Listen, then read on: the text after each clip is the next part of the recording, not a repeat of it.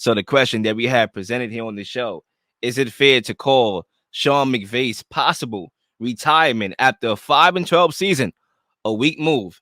And the reason why we came up with this question this way is because, Zach, I've been online, browsing, just browsing, and I've seen people saying that, oh, when he loses, he's ready to get out of there.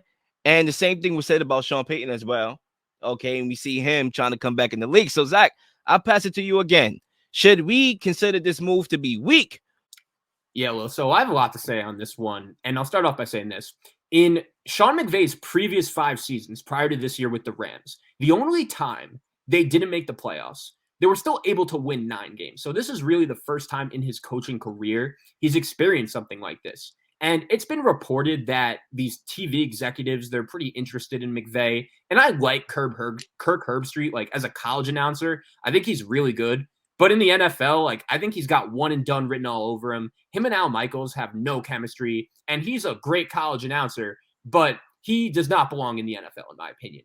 And here's the thing. You hear all these cliche terms about the coaching industry, right? You're hired to be fired, and it's so difficult to have sustained success. But until you experience that failure yourself, it's pretty hard to relate to that. And Sean McVay is so interesting because he was in Washington when Mike Shanahan was the coach, and that whole staff got fired, but somehow he stays with Jay Gruden, and he turns that into becoming the next coach of the Rams, and we know what's happened from there. They've had so much success. And I think last season, after they won the Super Bowl, the whole Amazon gig really tempted him. Working with Al Michaels, he could be the next John Madden, but he turned it down because the Rams, they were having so much success. They won the Super Bowl, and everyone else came back. And I think his love and drive for coaching, it's really going to be tested with this decision here, because here's what I know about Sean McVay, right? I think he is an elite football coach. I'm actually as impressed with him this season than I haven't really any other season that he's been winning playoff games, because if you watch the Rams these past few months, they have plenty of guys on their team that you've just flat out never heard of. I mean, he takes Baker Mayfield, who has been bad the last few years, and he's winning with him. And there are times where you've watched Baker this season, and he's looked by far the best we've seen him since 2020 when he's bringing the Browns to the playoffs. And on Christmas Day, when I watched the Rams just destroy the Denver Broncos. And I know it's the Broncos. They've had an awful year. Hackett was still there. But that was one of the most impressive games I've seen coached by anyone this season, considering the Rams season was over and in front of everyone on national TV, they played to win and they just kicked the Broncos' ass. And he obviously is great with the X's and O's and the schemes, but he really resonates with his players. And sometimes you just have a year where everything goes wrong and there's nothing you could do. And I think this guy has a great personality. I think he would be a star on TV, but he just has a special skill that there are only so many other guys in this country that have it as well. And he's an elite coach. So I just really hope he doesn't leave the NFL coaching industry, because there would be no one to replace him. John Madden could have coached for a really long time. He didn't want to. He became a star broadcaster. And it's history from there. He had so much success. And when I look at Sean McVay, I don't know what would happen to him, but I just think the NFL is better with him. So if he wants to make this move, I would have no problem. He's been an elite coach the last 6 years. It takes a lot of work. And if you're not fully 100% in to coaching, then it's not going to work out. It's not going to end well. So I just say that, like, I really hope Sean McVay comes back. He's one of the best coaches in the league. And if he does leave, I wouldn't call it a weak move, but I would really miss him. I really would.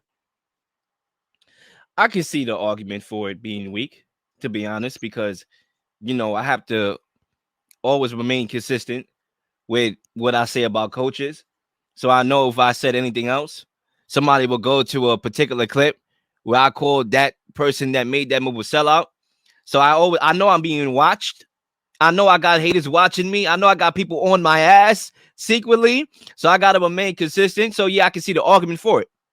But honestly, I don't really think it's a weak move, and I'm gonna explain why. Basically, when you talk about Sean McVay and how I saw him, right, this year, week one, fresh off the Super Bowl, he did not look like he wanted to be there. He looked uninspired. He looked like he was ready to retire.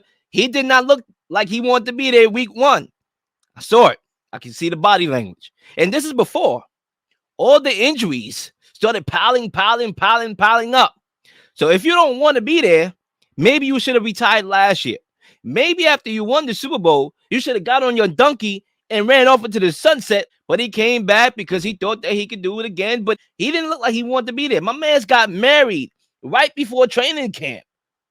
Think about that. Right before the hardest part of an NFL calendar, the most mentally challenging part of an NFL calendar. He just got married before training camp. Bad move, brother.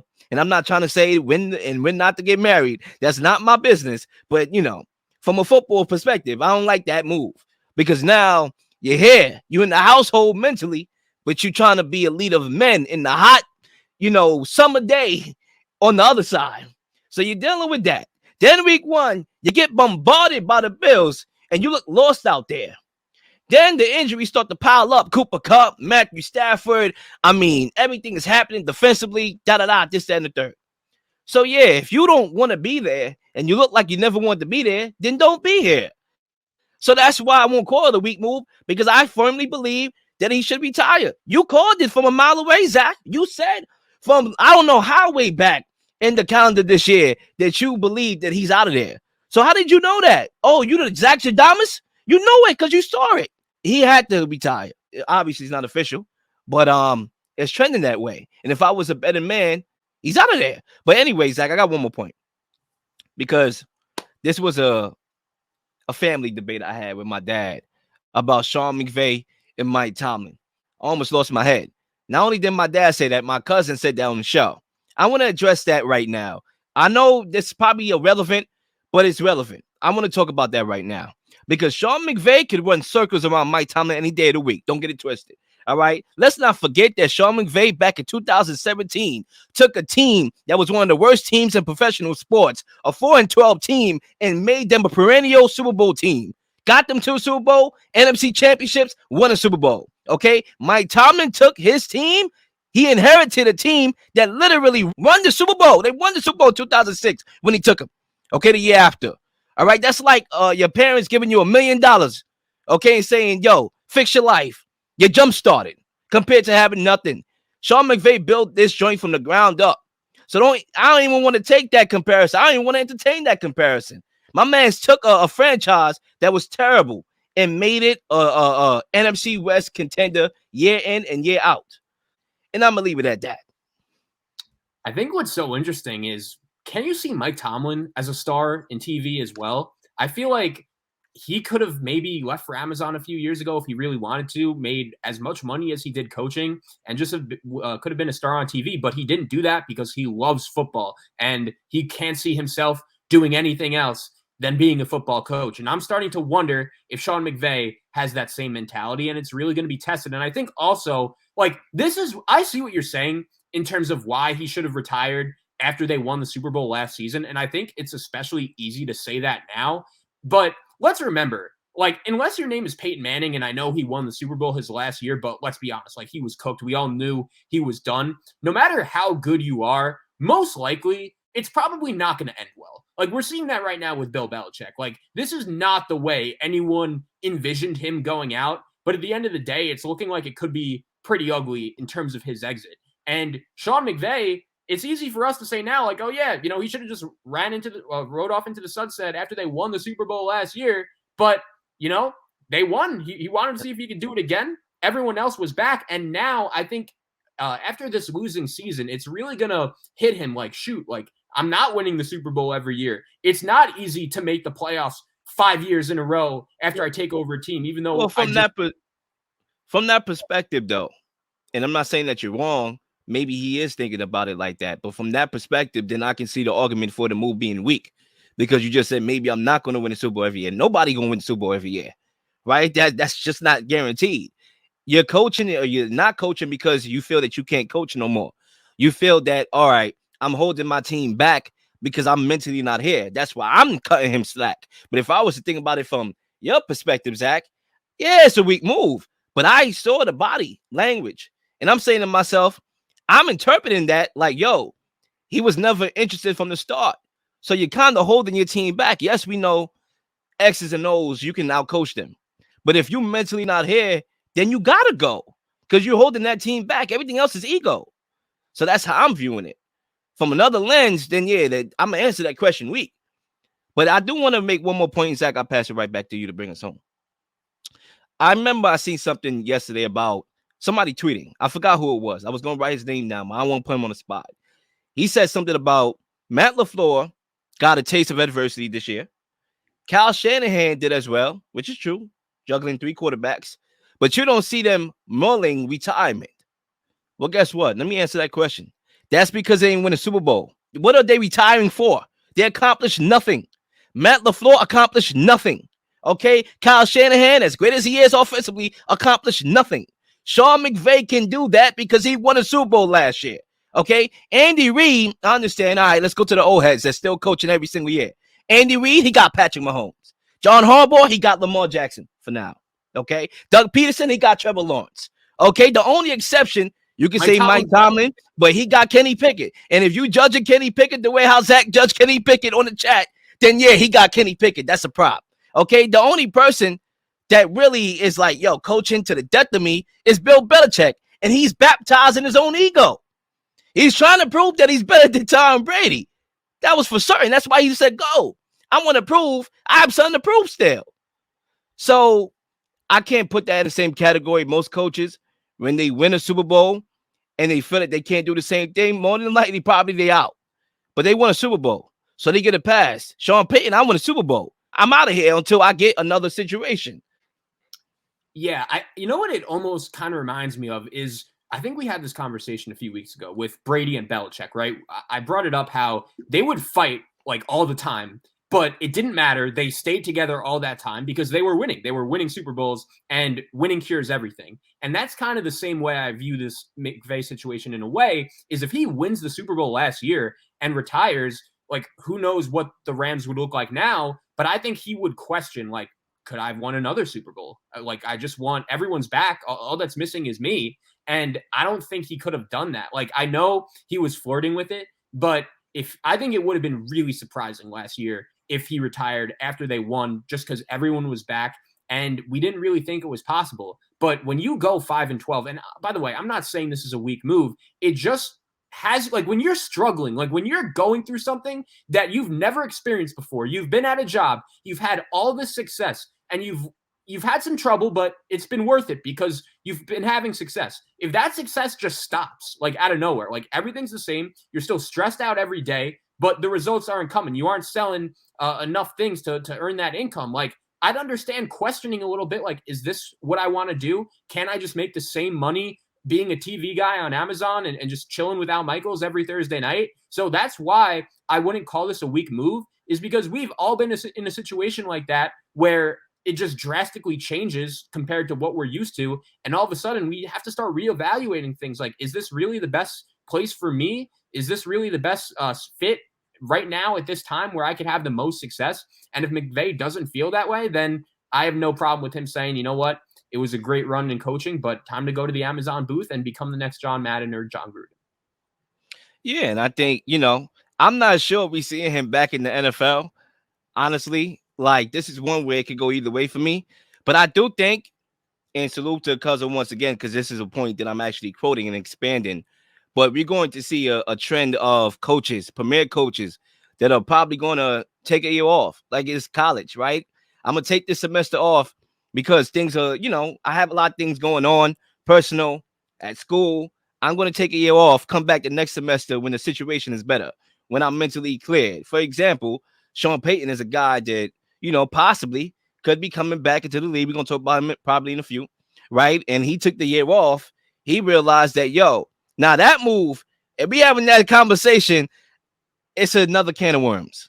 Because I do believe that he left because he realized that, Drew Brees is not here, salary cap hell, which credit to the Saints, they pushed that back a year, right? This year they're going to be in salary cap hell. They were still able to acquire some talent this offseason. But he looked at that and was like, wait, hold up. I'm about to be out of here, clear my head, make some money in the booth, then come back because I'm the truth. But when you look at other guys, for example, that may have not left on their own, but they came back into better situations, Mike McCarthy, Doug Peterson. Those are two guys that were fired from, the Packers at that time was a bad situation. They were 6-10.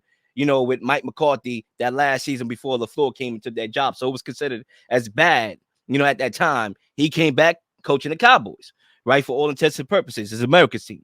Then Doug Peterson, he gets fired on Philly. And I know Philly is still legit right now, but at that time, it wasn't looked at as a good job. They missed out on draft picks. Carson Wentz was a bum, and he came back and coaching Trevor Lawrence now. So I think you're going to see a trend where guys, perennial guys, right, guys that can do this, will leave and come back into better situations.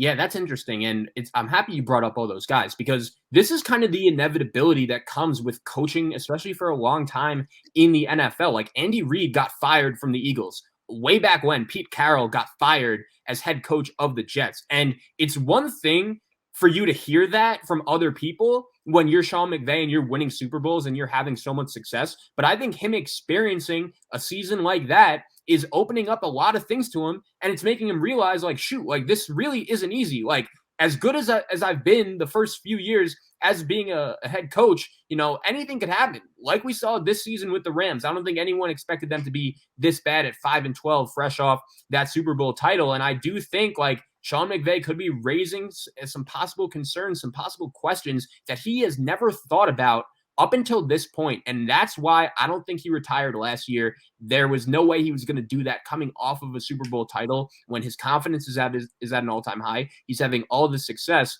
And I'll just make this clear to end it. Like, I, again, was very impressed by the Rams' effort to close the second half of the season. I'm not sure how many other teams in the league could be in a position like they were in. Their season's clearly over. Baker Mayfield's playing quarterback when he just got to the building a few days ago, and they just competed every time they took the field. They were right in that game with Seattle on Sunday. They almost beat Seattle the first time they played. Like, they should have really cost Seattle a playoff spot. But I've been really impressed with the Rams. I've been really impressed with McVay as a head coach, and I do think this is an interesting case study for sure. And I think another thing too, right? Because remember, the Rams building their team, very unorthodox way of building. There's not a lot of draft picks this team still has. So when you consider that notion and you apply that to logic, then you had to realize that you wasn't going to be here forever. Mainly if you want to coach a solid program, you're not going to be here forever, because those picks that you traded for, the list goes on. I'm not even about to list the names. The Jalen Ramsey, I guess I am. The Jalen Ramseys, the Brandon Cooks, the other quarterbacks, Matthew Stafford. I mean, the list goes on. Other guys, so many other guys that you traded for, those are not going to be here no more. So the things are only going to get harder, from here on out. That's why I think you did a disservice to yourself, not the team. The team will be glad to have you next year if you say, I want to come back. Sure, after all you did for that franchise, you ain't do a disservice to them. They want you back next year, the year after that. Even if every year you are on the clock for retirement, they will still take you back with uncertainty, just like how the Packers do with Aaron Rodgers. Or I'm going to retire, or I'm not. They'll gladly take you back every year. But you did a disservice to yourself. You should have left after the Super Bowl, knowing that it was only going to get harder. Maybe you thought you could run it back this year. But at the end of the day, if you watch history in the National Football League, it's never a guarantee. He didn't. Okay, cool. What's done is done. Cannot be undone. Now it's time for you to do a service to yourself and hang it up if you're mentally not in the game anymore.